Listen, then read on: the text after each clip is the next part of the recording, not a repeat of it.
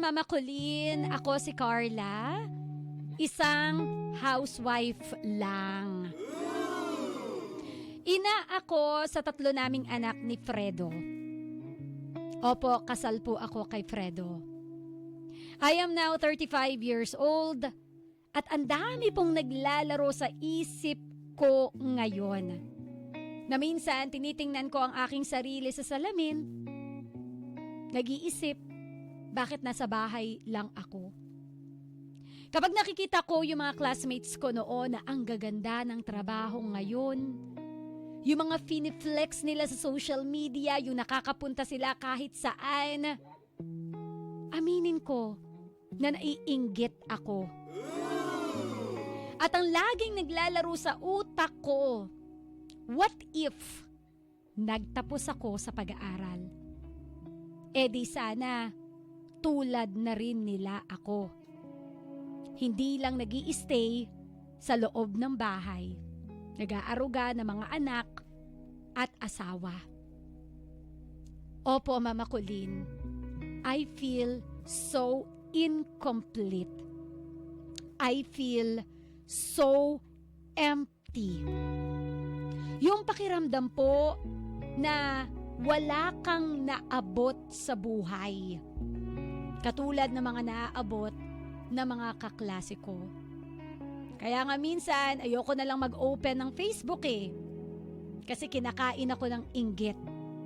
At ang baba-baba ng tingin ko sa sarili ko. Oh no! Mama Colleen, wala naman akong problema sa buhay may asawa. In fairness naman po, kahit asawa ko lang ang nagtatrabaho, na ipoprovide naman po niya yung pangangailangan ko. Pangangailangan naming mag-iina. Pero bakit ganoon? Sa kabila ng lahat ng mga ito, parang pakiramdam ko hanggang dito na lang ako. Minsan umiiyak na lang ako sa gabi, yayakapin ako ng asawa ko, hanggang makakatulugan ko na lang yung sobrang sama ng loob ko at sobrang pag-iisip ko. Aminin ko rin po na minsan nadadamay na yung mga anak ko sa emosyon ko. Yung tipong kapag sobra silang kulit, nasisigawan ko sila.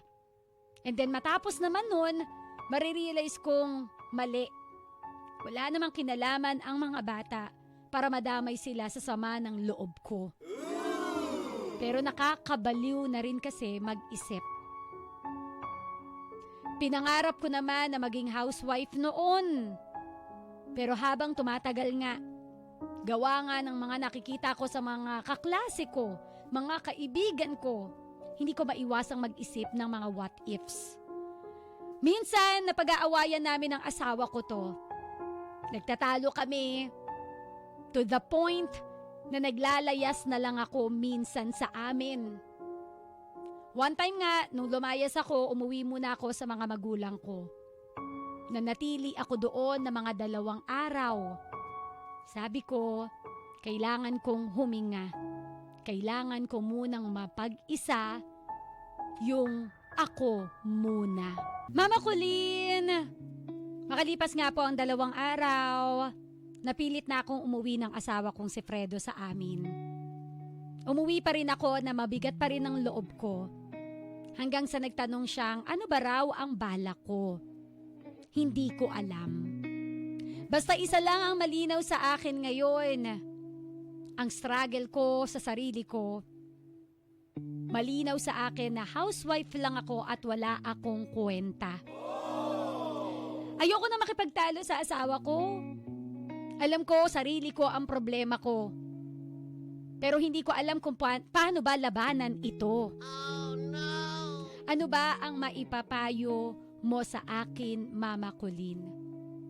May mali ba sa nararamdaman ko? Tama ba na itigil ko na yung mga what ifs ko? Yun lang naman ang aking pinagdadaanan na nais ko ng damay mula sa'yo. Muli ako si Carla at ito ang aking kwento dito sa Heart to Heart with Mama Colleen. Simplihan lang natin ang kwento natin ngayon mga ka-winner mula sa mommy, sa babae, sa misis, na ang dilema hindi lang po talaga siya ang nakakaramdam ng ganito. Marami po dyan ang nakaka-relate sa nararamdaman ni Carla ngayon. Si Carla na may mga what ifs. Alam mo, feeling ko, normal kasi sa atin yung hinahanap natin yung wala sa atin Normal, kumbaga nature nating mga tao na hanapin natin yung wala sa atin, yung gusto nating subukan, yung mga bagay na hindi pa natin nasusubukan. Yun ako curious tayo na, what if hindi ako housewife? What if nag-o-off-piscina ako? What if ito yung ginagawa ko? What if, di ba? Marami tayong what if. That is our natural, kumbaga, natural sa atin yon bilang tao. Kasi curious tayo sa lahat ng bagay. Hindi naman pwedeng sabihin na, ano ba yan, si mami hindi makontento. Hindi natin pwedeng sabihin na, wala kang kakontentuhan sa buhay, kaya ganyan ang iniisip mo. Ako again and again. Curious kasi tayo Lalo na sa mga bagay na hindi pa natin nasusubukan. So ngayon, yung nararamdaman mo, Carla, that is normal. Yung nararamdaman mo ngayon na parang, what if ganito ako, that is normal, hindi ka abnormal. Lahat yan, kahit sino, nakakaramdam tayo niyan. Kay professional, non-professional, simpleng buhay, komplikadong buhay. Diba? Yung mga tao nga na nasa business, iniisip nila, what if nasa bahay lang ako nakatunganga? Diba? What if yung mga working na mami dyan, ang tanong nila, what if Disney princess na lang ako, yung hindi ako magtatrabaho? Yung pagsisilbihan ko lang yung asawa ko mula ulo hanggang anes. Di ba lahat tayo may ganyan? Pero alam mo, sana lang, ang gusto ko lang i-call out siguro sa'yo, wag mong langlangin kung ano ka ngayon sa pamilya mo. Huwag mong sabihin na housewife ka lang. Kasi number 1, isa po sa pinakamahirap na trabaho, hindi naman trabaho, or pinakamahirap na role, ayan, isa sa pinakamahirap at challenging na role, yung pagiging housewife. At hindi mo lang dapat ilang lang yan. Kasi kung wala ang housewife, wala si Mrs. sa bahay, aminin mo, chaos ang pwedeng mangyari, ang mamayani sa loob ng bahay. Kasi ang trabaho ng misis, real talk to ang trabaho ng misis, siya talaga yung glue ng pamilya Ikaw yung nagbubuklod talaga sa pamilya, yan ang role mo. Yung maging maayos yung buhay ng mga anak mo, yung matutukan mo, yung pag-aaral nila, yung ma-guide mo sila to be a better person. Napakaganda ng role mo kung tutuusin at pangarap yan ng karamihan. Lalo na ng mga nagtatrabaho na nanay, yung matutukan nila yung anak nila kung pwede lang 24/7. Yung maka-attend sila sa mga events ng anak nila. Yung nakikita niya yung growth ng anak nila. Yung nag-guide nila yung anak nila at hindi lumalaki sa layaw. 'Di ba? Napakaganda ng role mo. Yung napagsisilbihan mo yung pamilya mo, napakaganda ng role mo. So wag mong nilalang ang pagiging isang housewife. Kasi grabe, napakaganda ng role mo. Ikaw talaga yung nagbubuklod sa isang pamilya. Aminin natin, kapag wala ang nanay, ang kalat ng bahay. Kapag wala ang nanay, hindi organized kung saan nakalagay yung mga dapat na kailangan sa bahay. 'Di ba? Pero again, hindi natin ini-invalidate yung nararamdaman mo. Kasi, syempre, diba, hindi mo nararanasan yung nararanasan ng mga working na nanay naman Hindi mo nagagawa yung maglalamyerda ka or ano man yung gusto mong gawin sa buhay. So, I hope lang, mahanap mo yung worth mo. Sana, siguro kailangan mo lang dagdagan or ano ba, siguro kasi baka masyado ka nakakulong sa bahay, kumbaga hindi mo na nireregalo sa sarili mo na pumunta ng mall, mag-SM, diba? Baka yung tipong nawawala na yung pag-aalaga mo sa sarili mo dahil masyado mo nang inaalagaan yung pamilya mo. Siguro yun yung naging kulang, kaya tuloy naghahanap ka ngayon. So hindi kasalanan na i-reward mo ang sarili mo, hindi kasalanan na lumabas ka, pumunta ka ng mall, mag-unwind ka, manood ka ng sine, i-date mo yung sarili mo. 'Diba?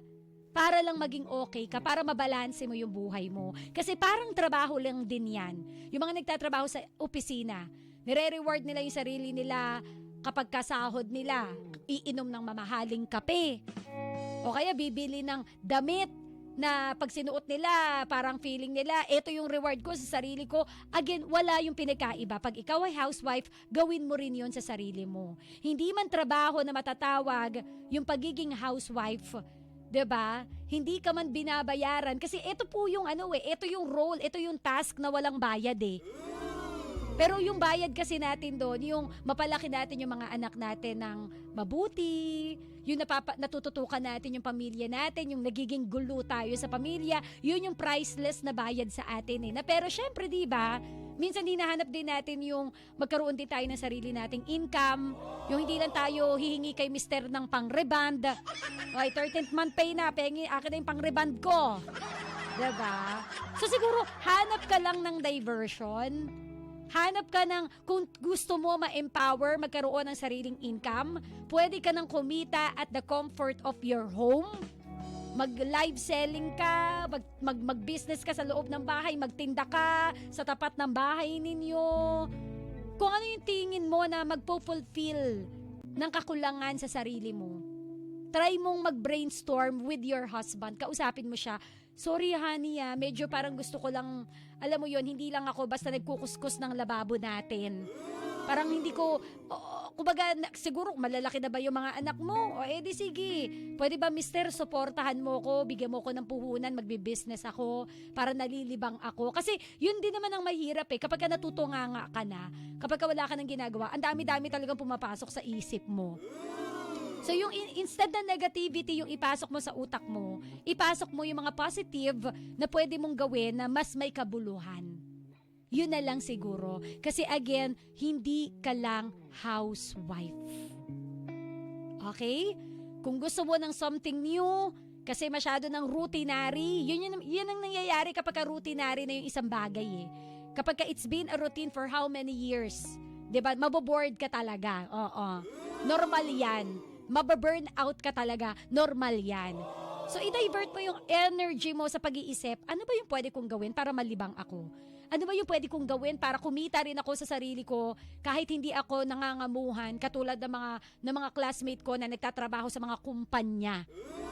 Kung tutuusin mas maganda nga na ikaw yung boss ng sarili mong business eh. So, ganun lang yun. Alright? So, again, maganda ang role mo. Nababurn out ka lang. Humanap ka lang ng pwedeng pagkaabalahan para madiskaril yung thoughts mo sa negativity. Nandun na tayo na hindi ka nakapagtapos ng pag-aaral. Nandun na tayo na meron kang what if. But turn your what if to, anong tamang term doon? Turn your what if doon sa mas okay na magbe-benefit ka. Kasi we cannot undo the past. Hindi na natin maibabalik ang nakaraan. Ang pwede lang natin ngayong tutukan ay yung kasalukuyan at paano pa natin pagyayamanin yung sarili natin sa kasalukuyan, kung saan tayo magiging masaya. Sa usapin naman ng pag-aaral, pwede mo pa rin namang ituloy ang pag-aaral mo eh. Pwede naman yan eh. Basta mag-usap lang kayo ng asawa mo. And I think, meron ka namang supportive na husband. Kailangan mo lang ilatag sa kanya kung ano yung gusto mo maging plano ngayon na lumalaki na ang mga bata. Again, hindi ka housewife lang. Ikaw ay isang housewife and you should be proud of it.